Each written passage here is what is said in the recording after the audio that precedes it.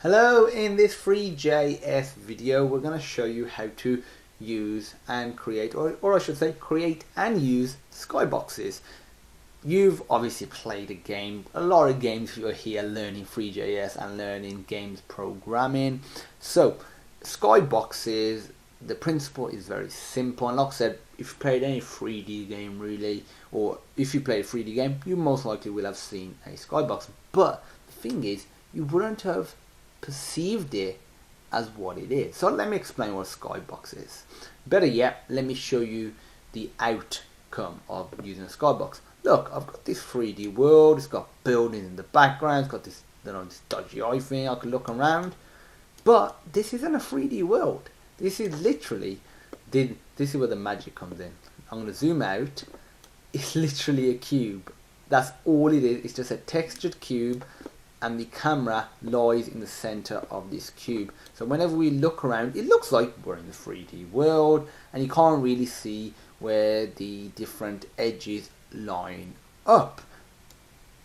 And that's what a skybox is. It's literally a cube that's textured to make it look like you're in a big open world, whether it's you're in the out in space, whether you're in a jungle, whether you're at sea, whatever it is, it gives that illusion. And you might be thinking, why would you want to do that? Can't you get better quality from actually creating the models yourself and having a real 3D world? And yeah, generally you can get a better result, but the trade-off in terms of performance is huge, because you've got to render all those different objects. Whereas this, look, like I said, we're doing nothing but 6 images. One for the floor, one for that face there, like there's one there, I think, there. I don't even know where the actual edges are.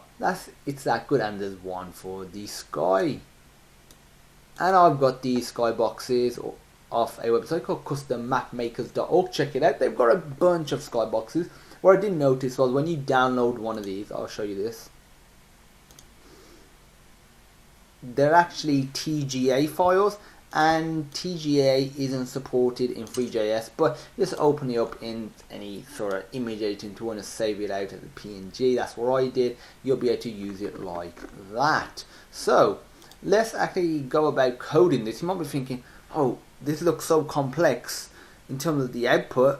It must be complex code, but like I said, it's a cube with texturing, and we've covered both of those principles. So let's just create var geometry equals new free.cube geometry, and for this I'm just going to specify 10,000 by 10,000. Generally you want a big skybox, because when you're moving around the skybox, you generally don't want it to be moving anywhere. You definitely don't want to get to literally the end of the skybox. Basically you don't want to be right up next to one of the faces, because it'll look blurry, it won't look very good, the 3D effect will basically diminish. So that's something that you do not want to do. Before I actually continue with this, I'll show you, I've already added the image files, all pretty simple stuff. We got like back, down, front, left, right, up. This is another skybox that I'll show you in a moment. This is the one that we just saw. So we've created the geometry. Now we're going to create the material. So var cube materials equals, let's end it off, semicolon, and in here it's going to be new free.mesh basic material, and in here we're going to provide a few parameters to set it up. So we're going to do map new free.texture loader dot load, and in here we're going to specify image / skybox / skybox1, sorry, front.png. And now we're going to specify the way we're going to render in terms of side. So this is going to be side free.double side, and now we're going to just comment this. Actually, no, I won't bother commenting that. So let's just copy and paste this.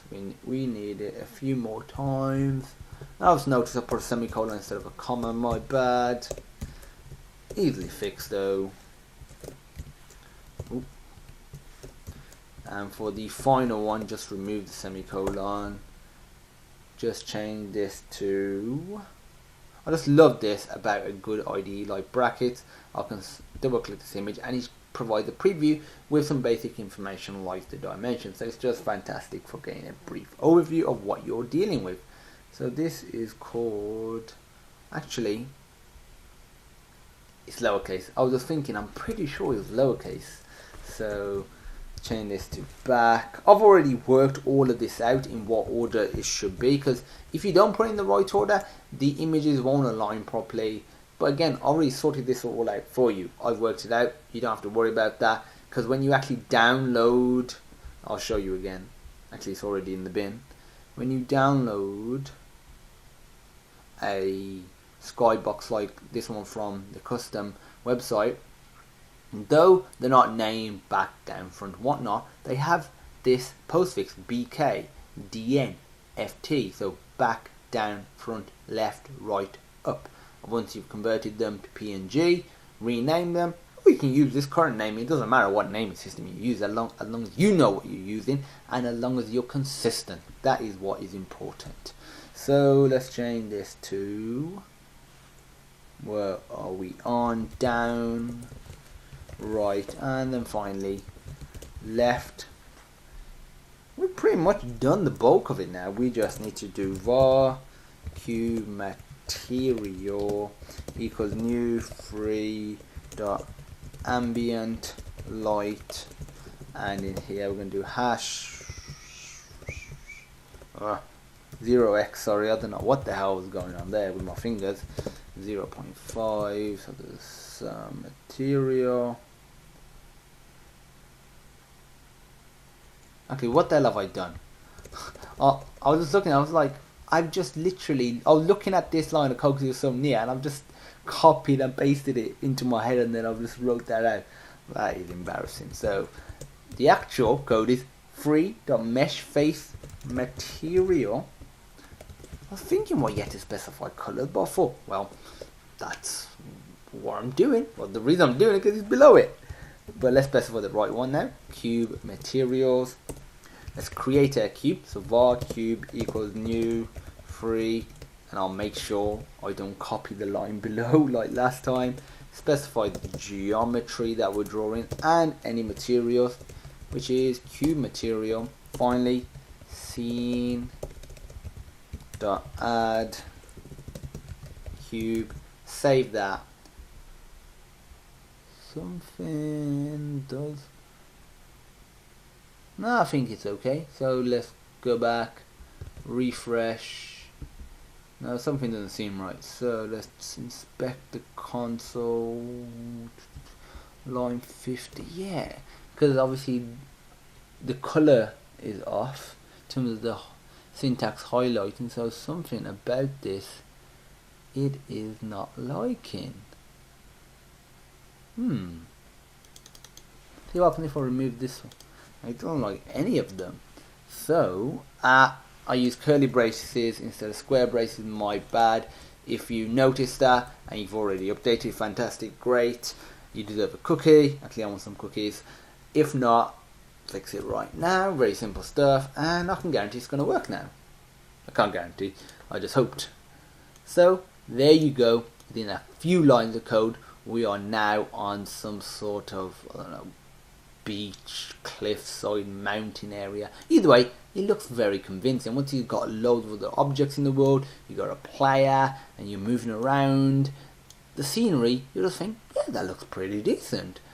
But because you won't be staring at it, those hills, those mountains in the background, they literally look realistic. They look like if I were to keep walking towards it, I could actually reach it and climb those mountains. But obviously we know you can't do that. One, because it's a game, and two, because it's just a flat image. So that's how to create a skybox, and that's what a skybox is. Very simple stuff, but very effective. So definitely consider using a skybox in your game. If you have any questions, feel free to post them on our education platform, sonarlearning.co.uk, or feel free to contact us in any means possible to you. All the source code for this video and the source code from every other video in this series will be available on GitHub, and the link to that will be in the description, so check that out if you are having any issues. And as usual, thank you for watching and stay frosty.